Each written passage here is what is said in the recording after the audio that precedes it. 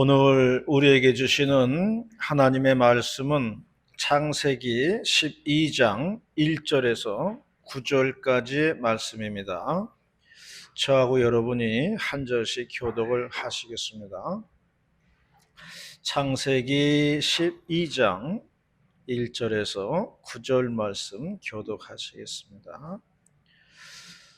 여호와께서 아브라함에게 이르시되 너는 너의 고향과 친척과 아버지의 집을 떠나 내가 네게 보여줄 땅으로 가라. 내가 너로 큰 족속을 이루고 너희를 복을 주어 내 이름을 창대하게 하리니 너는 복의 빛이라. 너를 축복하는 자에게는 내가 복을 내리고 너를 저주하는 자에게는 내가 저주하리니 땅의 모든 족속이 너로 말미암아 복을 얻을 것이라 하신지라. 이에 아브라함이 여호와의 말씀을 따라하고 롯도 그와 함께 갔으며 아브라함이 하란에 가는데 중생이었더라.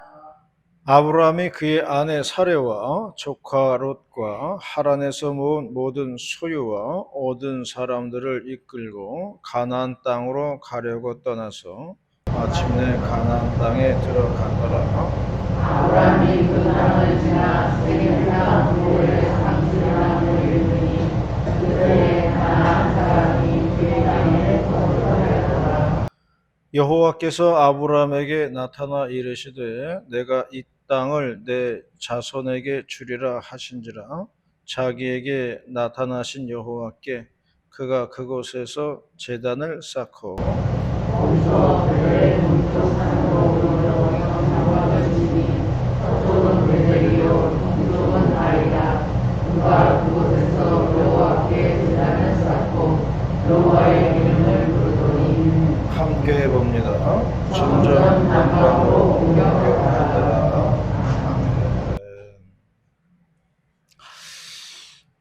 올해 겨울은 참 많이 추웠어요. 그래서 빨리 봄이 왔으면 하는 그런 생각들이 많을 것입니다.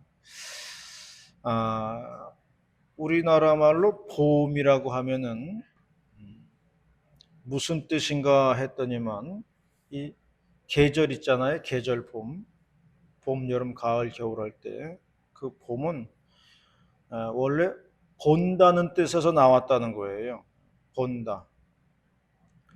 본다, 보인다. 그래서 봄이라는 겁니다. 왜냐하면 이게 들녘이나 이제 밭을 보면요, 아무것도 없잖아요.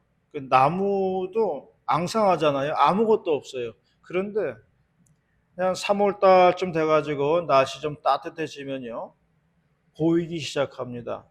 뭐가 보이냐면은 밭에서 풀이 나오는 것이 보이고요, 나무에서는 잎사귀 나오는 게 보이는 거예요.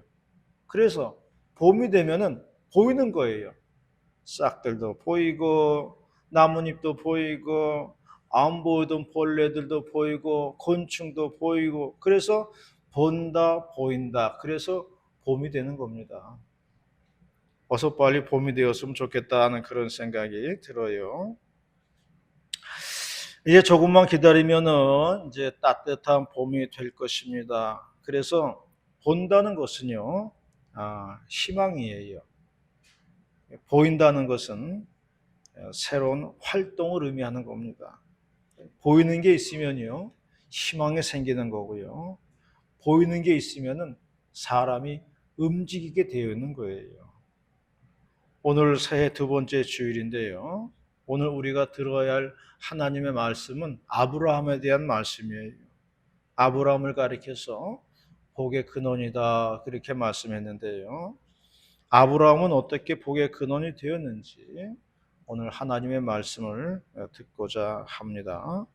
첫 번째로 말씀하는 것은 떠나는 결단이 있었다 하는 것이에요. 떠나는 결단이 있었습니다. 1절 말씀을 다 같이 봉독하도록 하겠습니다. 1절 말씀 시작.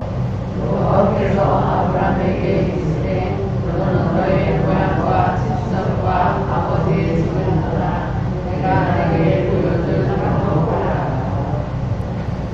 하나님께서 아브라함에게 말씀하시기를 본토 친척 아버지의 집을 떠나가지고 내가 너에게 보여줄 땅으로 가라. 그렇게 말씀했습니다.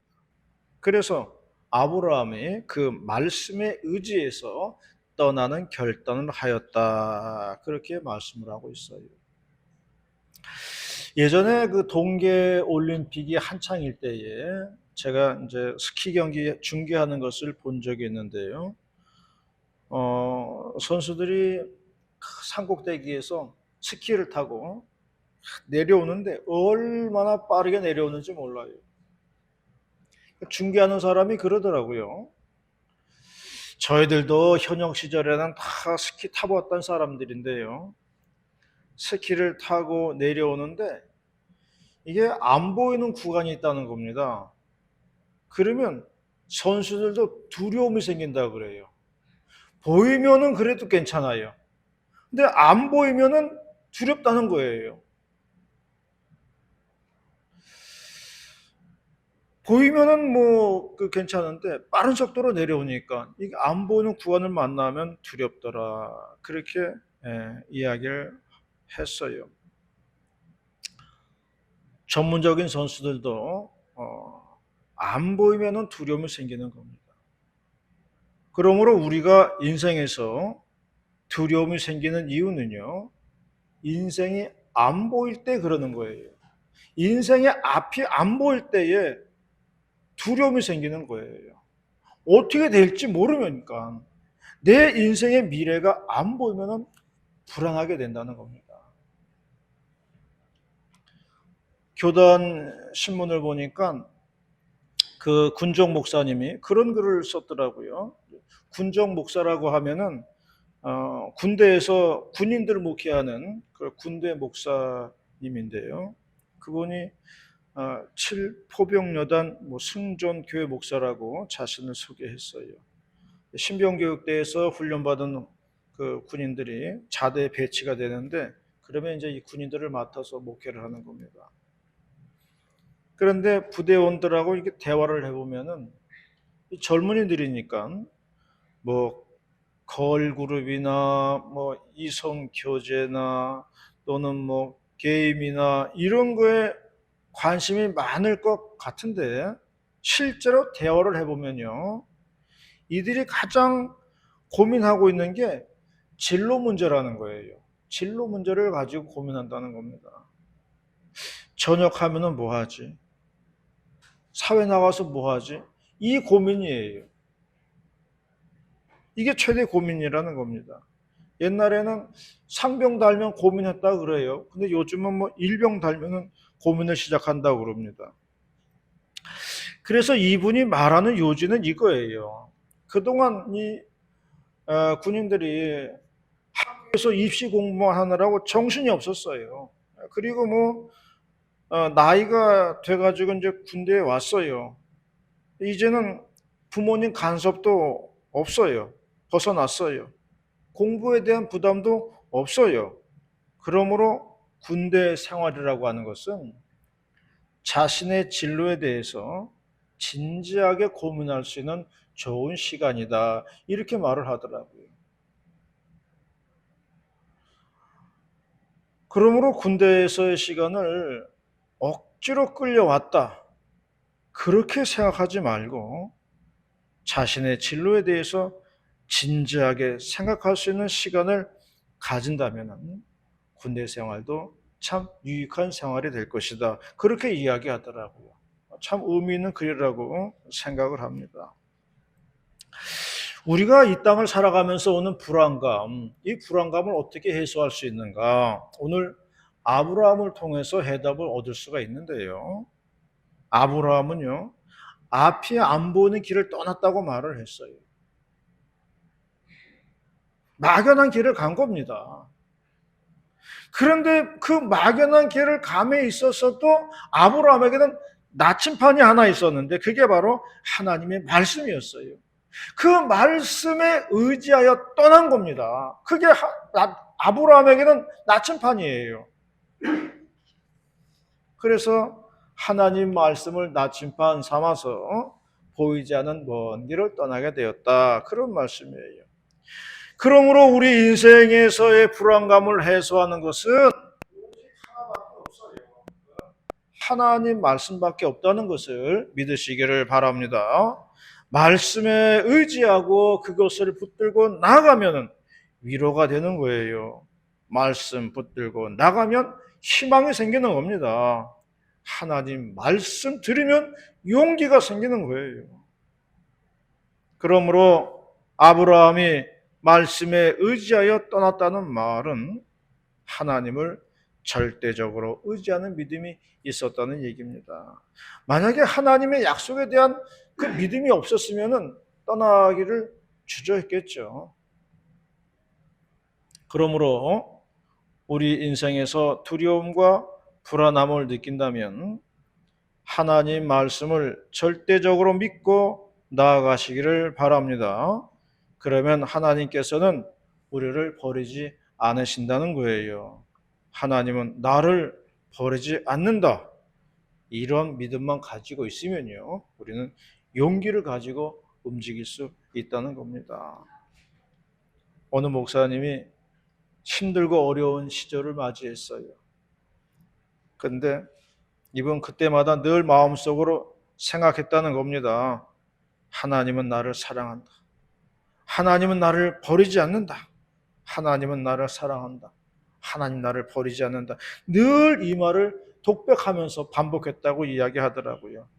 그랬더니 진짜 시간이 지나면서 그 어려움들이 사라졌다고 그렇게 고백을 하시더라고요. 그러므로 우리에게는 하나님의 말씀을 철저하게 믿는 믿음, 그것이 있어야 되는 것입니다.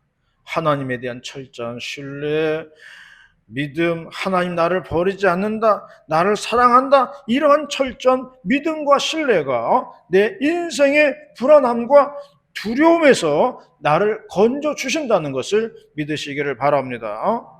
우리가 새해를 시작했습니다. 앞으로 어떤 일을 만날지 우리는 아무도 모릅니다. 그러나 말씀에 입각하여 우리가 길을 걸어간다면 우리는 하나님의 역사하심을 체험할 것입니다. 이러한 저와 여러분이 다 되시기를 축원합니다. 두 번째로 말씀하는 것은 복의 근원이 되었더라 하는 것입니다. 복의 근원이 되었습니다. 3절 말씀 다 같이 봉독합니다. 3절 말씀 시작.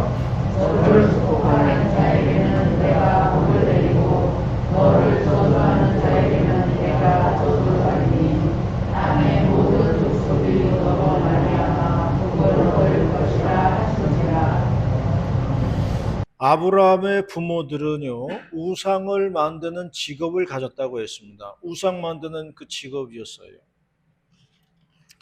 몇 년 전에 제가 이제 캄보디아를 갔을 때 거기는 95%가 불교입니다. 그래서 집집마다 그 작은 불상이 있어요. 뭐 한 가로 세로 한 50cm만한 그런 그 크기에 뭐 나무나 이제 플라스틱으로 만들어 가지고 거실이나 이제 마당 같은데 이렇게 간편하게 모셔둘 수 있는 불상이 있어요. 요만하게 돼 가지고 그 집집마다 이렇게 한 개씩 들여놨어요. 그러니까 뭐 그 우상 만드는 그 사업도 굉장히 번창하겠죠. 없는 집이 없으니까요. 아브라함의 부모가 바로 그런 우상을 만드는 직업을 가지고 있었다고 했습니다. 그러므로 아브라함은 우상과 단절하려면은 떠날 수밖에 없었던 거예요. 그리고 아브라함은 새로운 땅과 새로운 환경에서 하나님께 제단을 쌓았다라고 말씀하고 있습니다. 그래서 아브라함은 하나님을 믿는 1세대가 된 거예요. 하나님을 처음 영접한 세대가 된 겁니다. 그래서 아브라함을 가리켜서 믿음의 조상이다 그렇게 이야기를 하는 것입니다. 처음 믿는 세대는 언제나 어려움이 있습니다. 예전에 제가 청년 시절에 어느 자매가 그런 간증하는 것을 들었어요. 자기가 교회에 나가는 것을 아버지가 그렇게 반대를 했다는 거예요. 어느 날 아버지가 딸의 방에 있는 그 성경책을 찢은 거예요. 교회 못 가게 하는 거죠. 못 가게. 성경을 찢었는데 이게 세로로 해가지고 위에서 아래로 이렇게 찢어버리면 떨어져 나가는데 이걸 가로로 이렇게 찢어가지고 성경 낱장이 찢어지긴 했지만은 책에 붙어 있더라 그런 얘기가 있어요. 그래서 그렇게 찢어진 성경을 들고 교회를 나가게 되었다. 그런 이야기를 하더라고요. 몰래 몰래 예배에 나왔다. 그런 간증하는 것을 들었습니다. 찢어진 성경책을 보아도 믿음만은 충만했다는 그런 이야기죠. 이렇듯이 처음 세대는요, 늘 어려움이 있어요. 제가 서울에서 부목사 할 때는요, 새신자가 한 명 등록을 했는데 남편과 부인이 이제 세탁소를 해요. 근데 남편은 안 나오고 이제 부인만 등록을 한 건데요. 등록하고 한동안 안 나오셔가지고 이제 세탁소로 신방을 가보게 되었어요. 그랬더니 그 여성도가 하는 말이 자기가 교회 나가는 거를 이제 시어머니가 알았다는 거예요. 하루는 시어머니가 자신을 부르더니 하는 말이 우리는 대대로 불교 집안이다. 새로 들어온 며느리가 기독교를 믿으니 불교하고 기독교가 싸움이 난다. 이래가지고는 집안 꼴이 말이 안 된다. 그러니 교회 다니는 것을 포기하라. 그렇게 얘기했다는 거예요. 그래서 집안의 평안을 위해서 교회 나가는 것을 중지했습니다. 그런 이야기를 하더라고요. 근데 그 말 듣고 나서 뭐라고 제가 할 얘기가 없더라고요. 뭐 시어머니를 이겨내세요. 그렇게 얘기할 수도 없는 거고 가정의 평안을 위하겠다는 기도하겠다고 기도하시자고 그렇게 얘기만 하고 나온 적이 있습니다. 이렇게 처음 믿는 신앙은 언제나 어려움이 있어요. 장애물이 있는 거예요. 아브라함은 우상 집안을 떠났다고 했습니다. 그리고 하나님께 제단을 쌓았다고 했습니다. 이러한 것이 아브라함을 복의 근원으로 만든 겁니다. 그리고 그의 아들 이삭, 그리고 손자 야곱, 그리고 증손자인 12아들이 이스라엘의 12지파가 된 것을 볼 수가 있습니다. 성경은 말씀했습니다. 너의 시작은 미약하였으나 너의 나중은 장대하리라. 비록 아브라함은 어렵게 시작했지만 3대에 가서 꽃을 피게 되는 것을 볼 수가 있습니다. 야곱의 시대에 가서 12지파가 나오는 것을 볼 수가 있습니다. 하나님 말씀처럼 창대하게 하리니 너는 복이 될지라. 처음에는 미미했지만은 어느 시점에 내려가면 창대하게 된다는 그런 말씀입니다. 강이 있으면은 강 하류로부터 시작해서 가장 먼 곳을 발원지라고 이야기를 합니다. 김포가 한강의 끝이에요. 그럼 한강의 발원지가 어디냐? 제일 먼 곳이거든요. 그것이 바로 강원도 태백시 창죽동 금대봉 검룡소라고 합니다. 발원지부터 하류까지는 길이가 497.5km다. 그렇게 얘기했어요. 금대봉 검룡소 가보면은 한 줄기 물줄기예요. 그게 한강이라는 거예요. 한강의 그 발원지라는 거예요. 한 줄기 물줄기가요. 김포까지 오면요. 어마어마한 강을 이루게 되는 겁니다. 처음에는 미약하게 시작했지만은 나중에 창대하게 된다는 것. 이게 하나님의 축복이라는 거예요. 우리는 지금 미약할 것입니다. 아니, 우리는 지금 미미해요. 그러나 창대케 하시는 하나님을 믿으시기를 바랍니다. 반드시 가정에 복 주시고 창대케 하신다는 거예요. 하나님의 약속을 하신 겁니다. 이러한 복을 받는 저와 여러분이 다 되시기를 바라겠습니다. 마지막으로 말씀하는 것은 예배하는 인생이 복받은 인생이다라고 말씀했습니다. 예배하는 인생이 복받은 인생이다. 7절 말씀 다 같이 봉독하도록 하겠습니다. 7절 말씀 시작. 여호와께서 아브라함에게 나타나 이르시되 내가 이 땅을 내 자손에게 주리라 하시니라. 자기에게 나타나신 여호와께 그가 그곳에서 제단을 쌓고. 예전에 이제 시찰 목사님들 몇 분이서 모여가지고 이제 강화도에 계신 은퇴 목사님을 방문한 적이 있어요. 그 당시 그 목사님 연세가 82이었다 그렇게 얘기했어요. 그 시찰내 교회에서 목회를 하시다가 다른 지역으로 가셔가지고 이제 목회하시다가 은퇴하셔가지고 강화도로 이제 오신 거예요. 말년을 보내시는 건데 은퇴할 때는 돈이 좀 있었다 그래요. 그런데 아들이 사업을 한다고 하면서 그 돈을 다 날려먹은 거예요.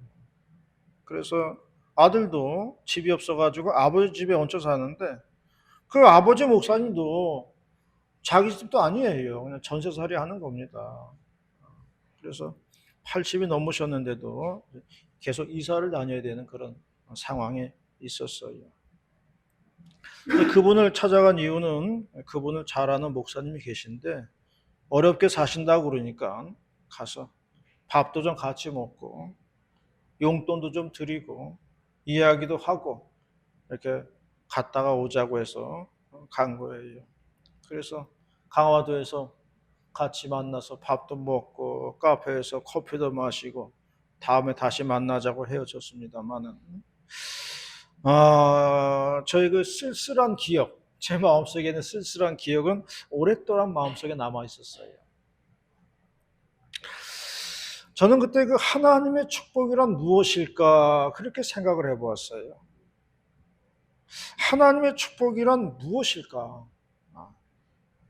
옛말에 이런 말이 있어요. 부자가 3대 가지 않는다. 그런 말이 있어요.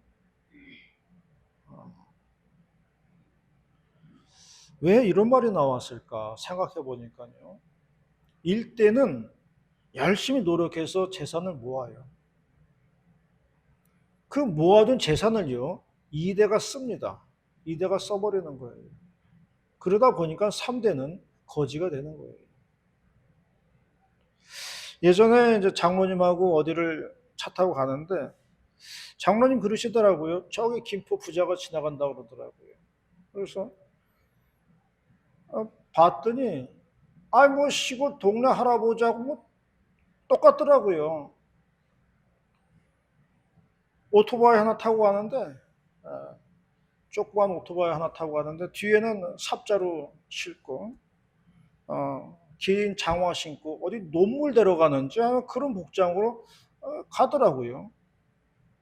그래서 아니 뭐 저런 분이 김포 가쁘냐고 그랬더니 장로님 말씀이 김포 땅 수천 수만 평이 보상받아가지고 뭐 수십억인지 수백억인지 하여간 그렇게 부자가 되었다 그런 얘기했어요.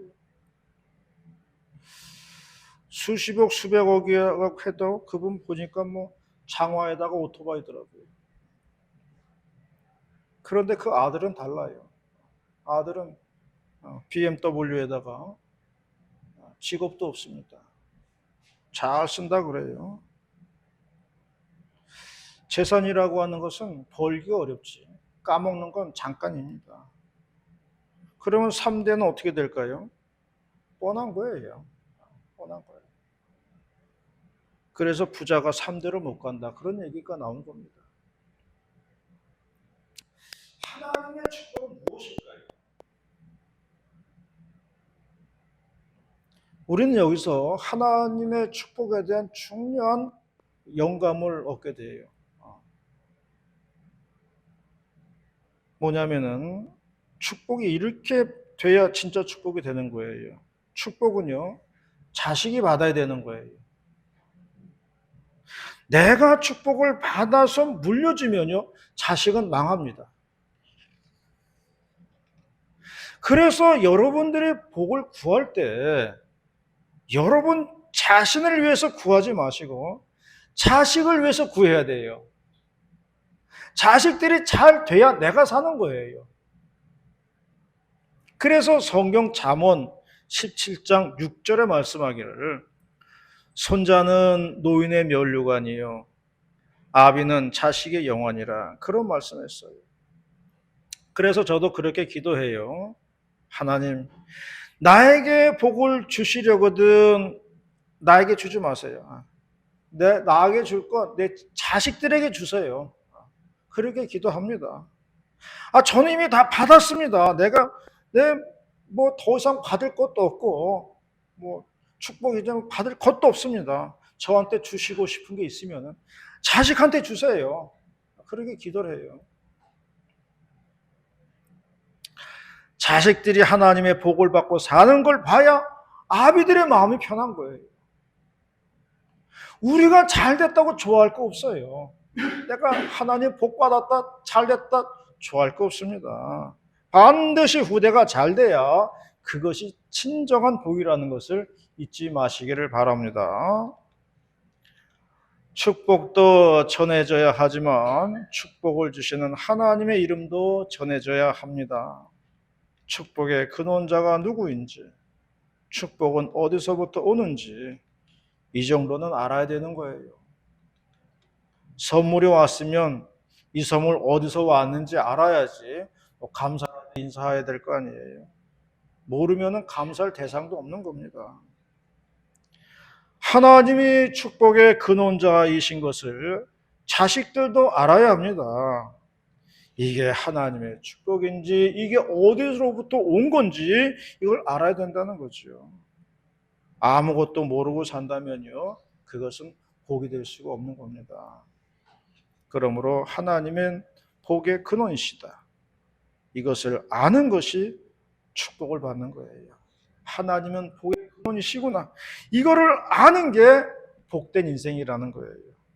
이러한 저와 여러분이 다 되시기를 주님의 이름으로 축원합니다. 기도하시겠습니다.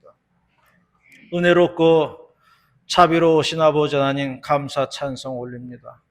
오늘도 이렇게 거룩한 1월 둘째 주일 불러주셔가지고 하나님의 말씀을 들려주시오니 감사를 드리옵나이다. 가슴 신비에 새기고 2023년도 하나님의 축복을 받는 복된 가정들, 자녀손들 다 될 수 있도록 역사에 주시옵소서. 할렐루야 감사드리며 예수님의 이름으로 기도 올리옵나이다. 아멘.